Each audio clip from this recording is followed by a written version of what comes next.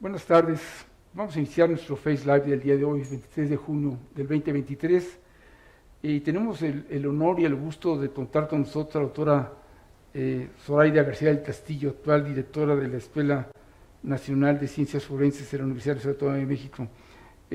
Doctora García Castillo, muy agradecidos por tu presencia en el Hospital Ángeles Metropolitano y por la oportunidad de charlar un poco antes de tu conferencia magistral que escucharemos a las 7 de la noche, de una manera un poco más informal, porque nos interesa mucho conocer sobre tu trayectoria profesional y quizás un poco de tu vida personal en lo que cabe, un poco, digamos, como la historia de tu vida fuera del currículum, para que nos platiques un poco cómo has llegado a estar en una posición tan destacada, tan importante y de tanta trascendencia para la medicina, para el derecho y desde luego, por supuesto, para el país.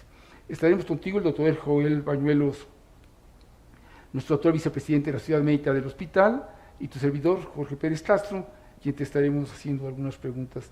Joel, si es tan amable de iniciar el conversatorio. Sí, buenas tardes a todos. Es que nada, doctora, un verdadero placer y el hospital pues se engalana con personalidades como usted. Para empezar, nos gustaría saber, más que como una reseña curricular, que como decía el doctor, más adelante se emitirá, que nos platique algo sobre su carrera, los logros, las metas, qué motivaciones la han llevado a este punto. Bueno, en primer lugar, muchísimas gracias. Gracias por la bienvenida, gracias por la invitación y por la oportunidad de compartir los temas que actualmente trabajo desde la Escuela Nacional de Ciencias Forenses y la Universidad Nacional.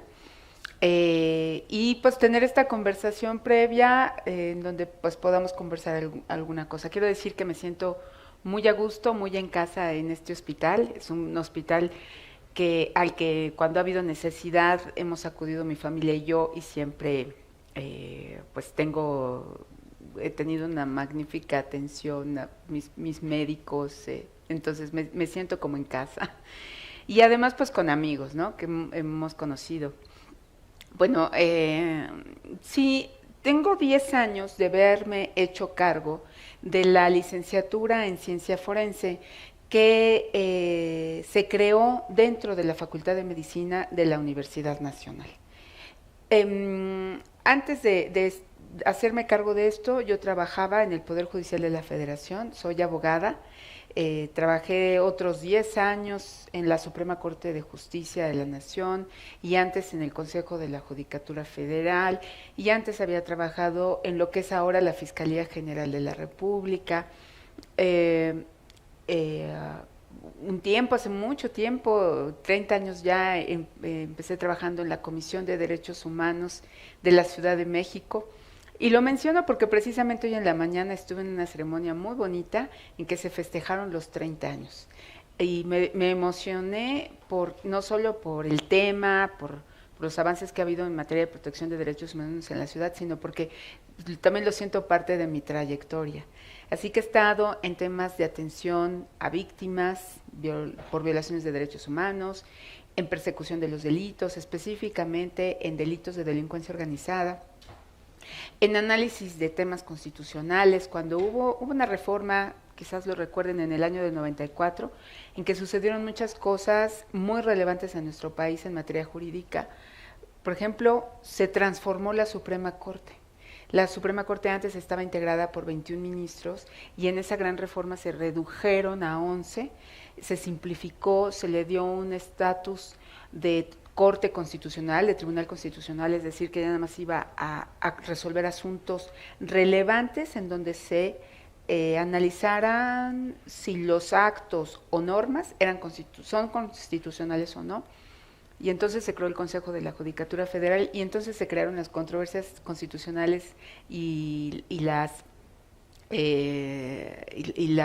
análisis de constitucionalidad sobre las leyes.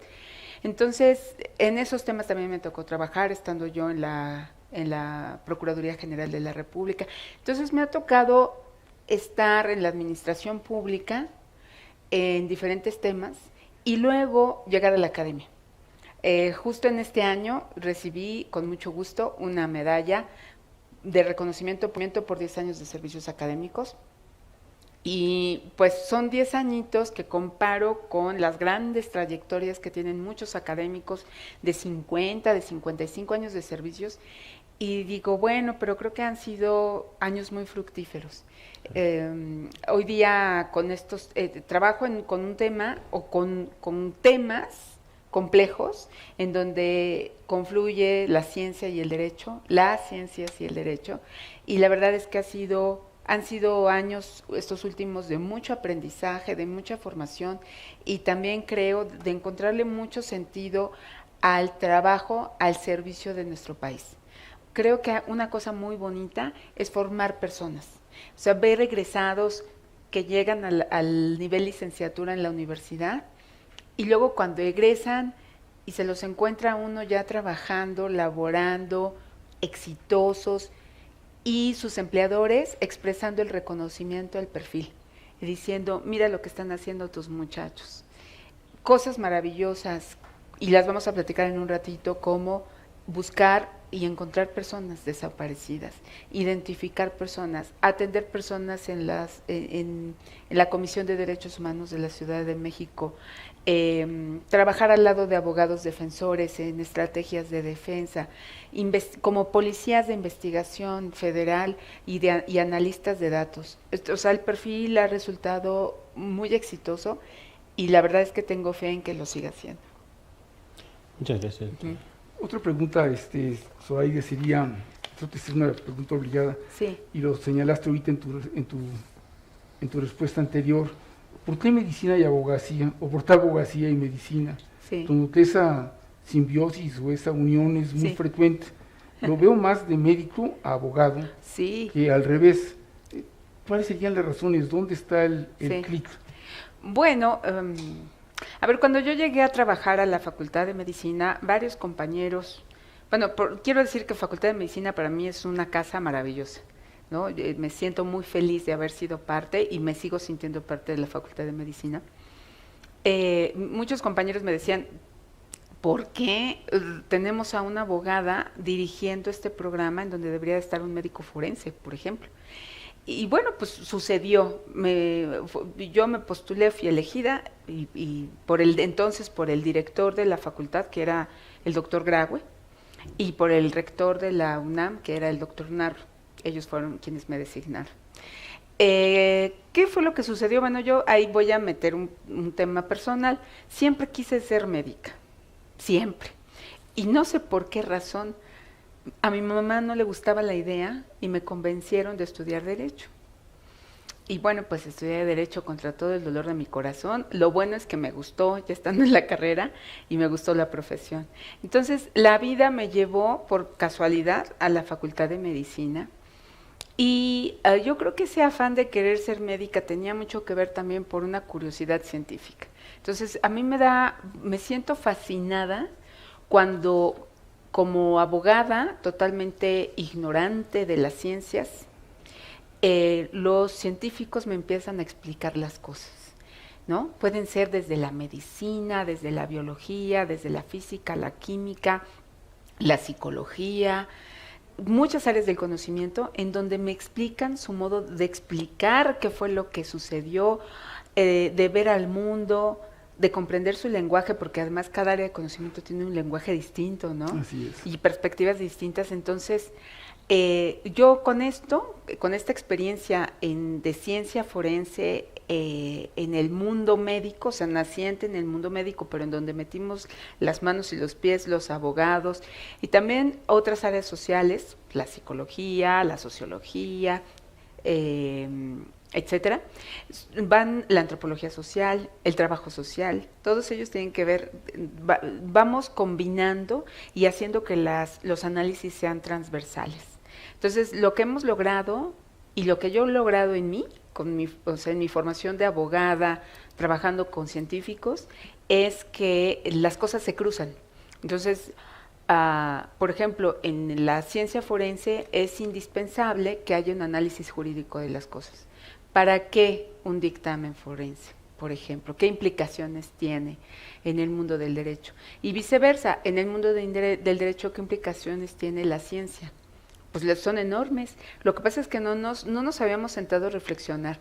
Creo que hubo un momento en el mundo, un largo momento en el mundo, en el que, bueno, lo digámoslo rápido, por ahí en las épocas de la Ilustración, después del medievo y antes, hablar de conocimiento, de filosofía, de ciencia era algo único, ¿no? El filósofo o el conocedor como que sabía de todo. Pero de pronto nos fuimos segmentando y haciendo áreas de conocimiento muy especializadas y hemos asumido que la especialidad es lo mejor, ¿no? Y que entonces hay que confiar en la especialidad. Pero lo malo, y eso está bien, yo no digo que esté mal, pero lo malo es que luego pierde uno perspectiva del resto de las cosas para explicar los fenómenos. Entonces creo que estamos regresando, en general, no solo desde la ciencia forense, a ver los problemas desde una perspectiva compleja. Me refiero con complejidad a que hay que hacer uso de muchas herramientas de distintas áreas del conocimiento para poder explicar un fenómeno. Por ejemplo, en la medicina, ¿cómo afrontar el tema de obesidad? Pues no tiene nada más una explicación médica, sino también una explicación social. A lo mejor tendría que intervenir la psicología.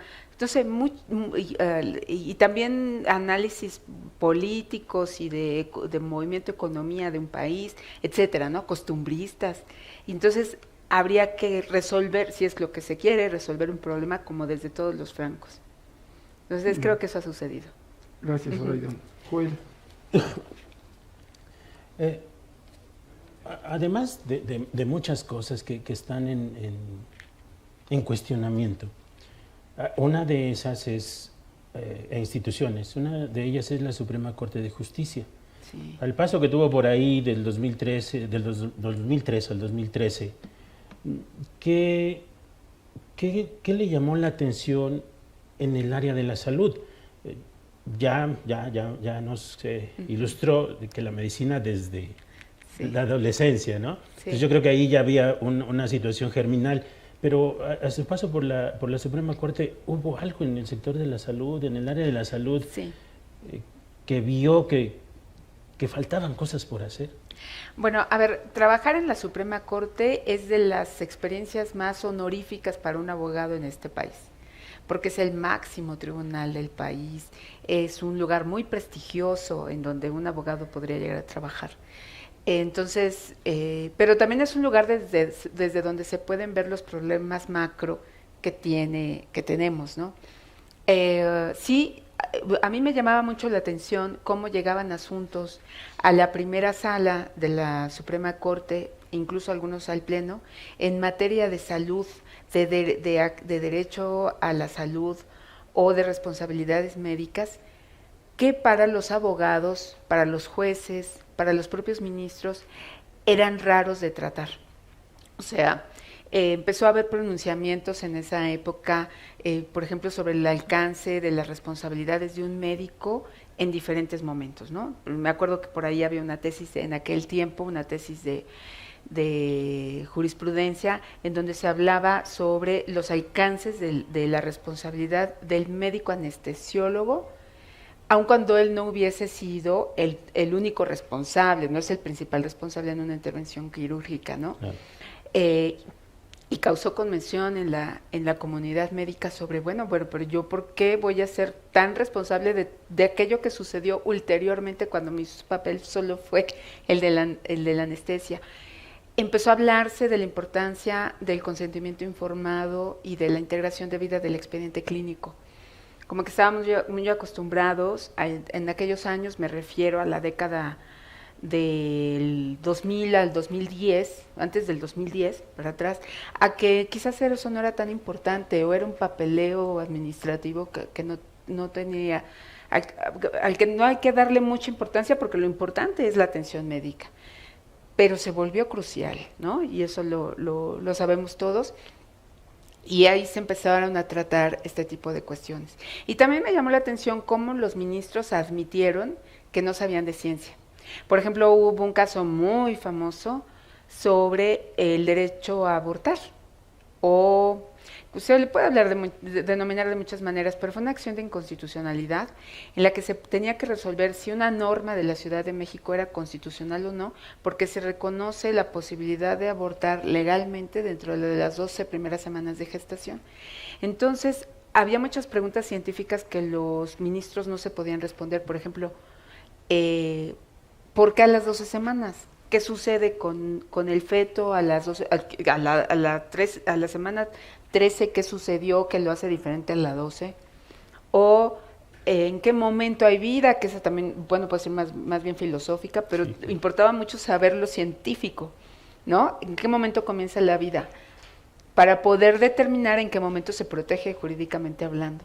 Entonces, lo que hicieron para tratar de resolver esos problemas tan fuera del alcance de los ministros y ministras, fue llamar a los científicos y hacer sesiones, audiencias públicas, en donde les decían, ¿nos puede explicar estas cosas, por favor? Y entonces llegaron gente pro vida y gente muy científica, en la que venían a defender cuál era una posición u otra.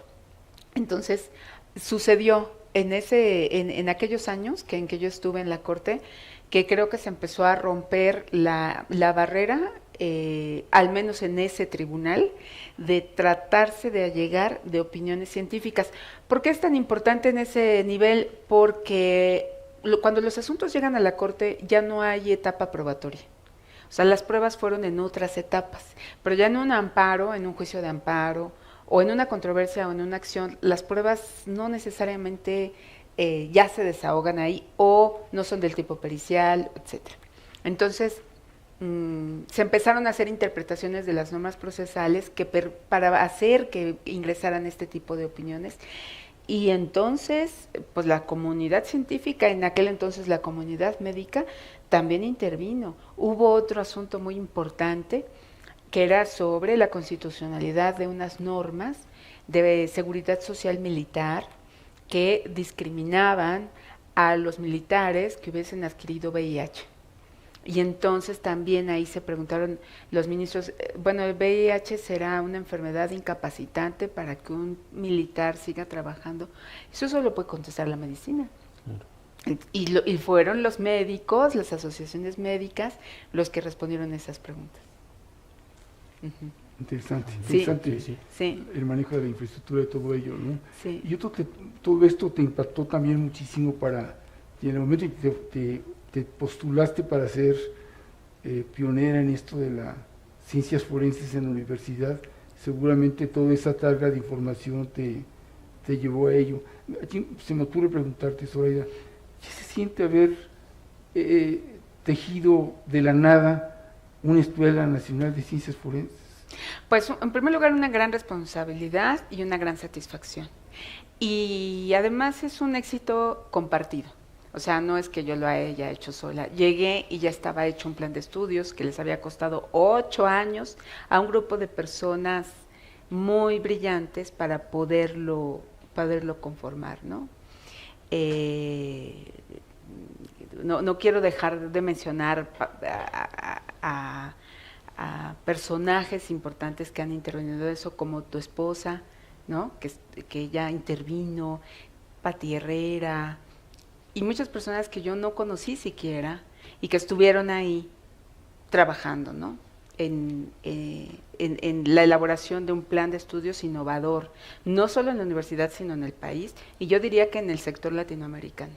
Entonces yo llegué y creo que ya estaba la mesa puesta.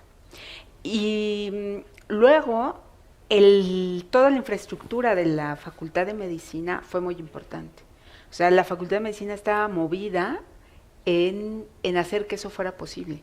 O sea, yo era coordinadora de la carrera, pero era toda la facultad volcada, el área administrativa, el área de las áreas de enseñanza,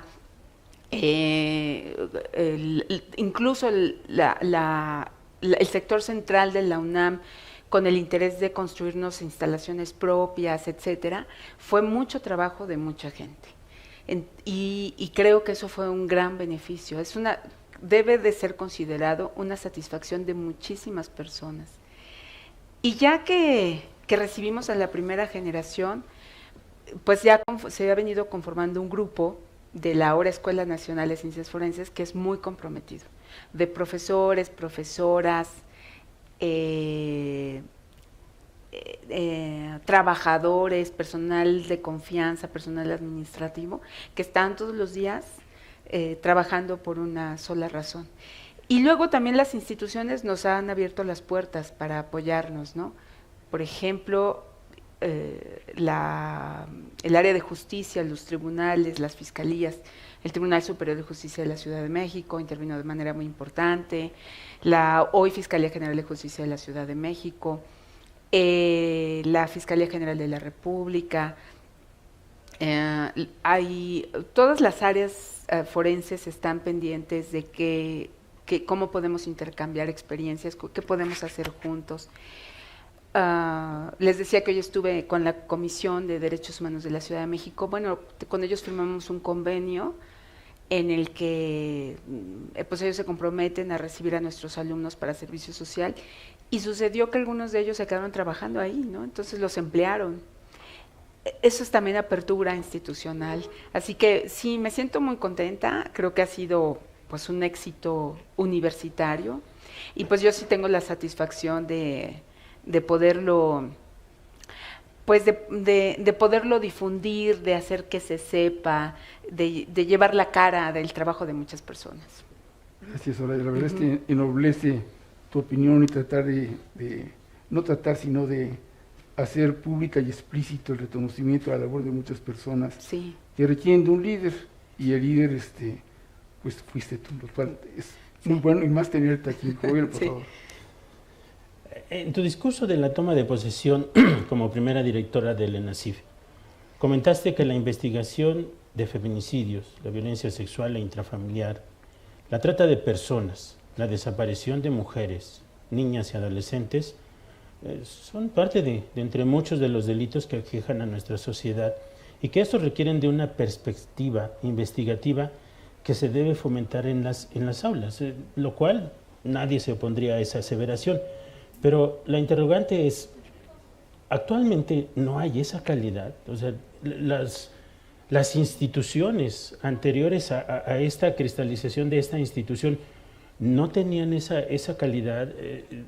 Esta escuela viene a llenar todo un vacío que no teníamos como país. No, yo creo que no es que partamos de ceros, y eso sí hay que aclararlo. Los servicios forenses en nuestro país han existido desde hace décadas y han hecho un papel, pues el mejor que han podido, ¿no? Bajo los conocimientos, guías y prácticas que se han venido desarrollando. Pero hoy día tenemos problemas ante los cuales tenemos que desarrollar diferentes perspectivas y nuevas formas de trabajo. En ese discurso hablaba yo sobre la necesidad de que se trabaje desde lo forense con perspectiva de género y con una perspectiva humanitaria. ¿Por qué? Pues porque nuestros problemas lo requieren. O sea, a ver, ¿quiénes son las víctimas? Son ya muchas personas de diferentes características: indígenas, mujeres, gente en un estado de pobreza extremo, migrantes, personas de la diversidad sexual, muchas características que hay que atender así, de manera diferenciada. Entonces, por ejemplo, por esa razón se creó el feminicidio, el tipo penal de feminicidio. Hace 30 años, pues se hablaba de homicidio en general. Todo se clasificaba como homicidio. El tipo penal de homicidio dice, comete el delito de homicidio el que priva de la vida a otra, la persona que priva de la vida a otra. Ok, entonces cualquiera que privara de la vida a otra persona, pues cometía el delito de homicidio y tiene una pena. Pero resulta que nos dimos cuenta que en nuestra sociedad hay muchas mujeres que mueren, que las asesinan, las matan, por odio, por razones de odio por su condición de mujer. Y por eso se creó un tipo penal de feminicidio. Porque no era normal, o sea, no es un balazo ya, son 20 o 20 puñaladas, o es tortura previa, o es violación más la privación de la vida, o es maltrato previo por mucho tiempo anterior, y no solo el maltrato físico, sino también el maltrato económico, el maltrato psicológico. Entonces, basta. O sea, hay que tratar esos hechos de violencia con la perspectiva necesaria. ¿Y eso cómo se traduce en el ámbito forense? Bueno, por ejemplo, hoy día existen guías y protocolos para la realización de necropsia del feminicidio. O sea, no es lo mismo lo que se pide técnicamente para hacer necropsia normal, en todos los casos, como la necropsia para el feminicidio, porque hay que ser más abundante, más exhaustivo. Se le pide al médico forense que se fije en cosas. O sea, hay muchas evidencias de cuando hay una muerte violenta de una mujer de maltratos previos. Entonces, fíjese, le dicen al médico si ha habido lesiones anteriores, anótelo, hágalo ver. Vea que múltiples lesiones fueron las que se causaron en ese momento, si hubo violencia sexual, si hubo intentos de defensa, que eso se puede ver también por el lecho unguial, en donde se puede encontrar rastros, ¿no?, de piel de la otra persona. Análisis, no deje de hacer análisis bioquímicos y análisis genéticos de todos los rastros que se encuentren biológicos en el cuerpo, como puede ser semen, saliva, sudor, entonces, etcétera, todo, sangre. Entonces, si eso se deja de lado y se obvia, entonces no se realiza una necropsia con perspectiva de género. Si el médico no es exhaustivo, entonces está faltando a hacer ver que la mujer fue víctima de una violencia sistemática, previa, y que eso da lugar para que se integre el tipo penal de feminicidio. Entonces, no existía. Para responder a la pregunta, no existía. Tuvo que trabajarse mucho, no nada más desde el ámbito científico, sino desde el ámbito social y desde el ámbito jurídico. Y sobre todo fueron las víctimas las que han siempre estado persiguiendo que se reconozcan ciertos derechos. Entonces, ¿qué hay que hacer desde el ámbito jurídico y sobre todo desde el ámbito científico forense? Pues cambiar la perspectiva de trabajo. No todo se trabaja de la misma manera. Otra forma es, bueno, cuando se acerca uno a las víctimas a platicar, el perito tiene que dar ciertas noticias, ¿no? Tiene que hacer la entrega de los cuerpos o de los restos. Entonces, pues no se trata de un trámite administrativo de aquí le entrego y ya, ¿no? Firme de recibir. No, es algo muy delicado que hay que tratar con con un trato digno. Y para eso, pues la gente tiene que ser entrenada. Entonces, no estamos ante una situación como la que tuvimos hace 30 años ni hace 20. Creo que nuestros problemas de justicia, de inseguridad, de violencia, merece que los profesionales que hoy están atendiéndolos, pues tengan esa formación humanista en derechos y en trabajo con una perspectiva igualitaria. Muchas De gracias. eso se gracias. trata, sí. Debemos de terminar, si no seguiríamos. Vayamos terminando. Entonces, te agradecemos muchísimo Sí.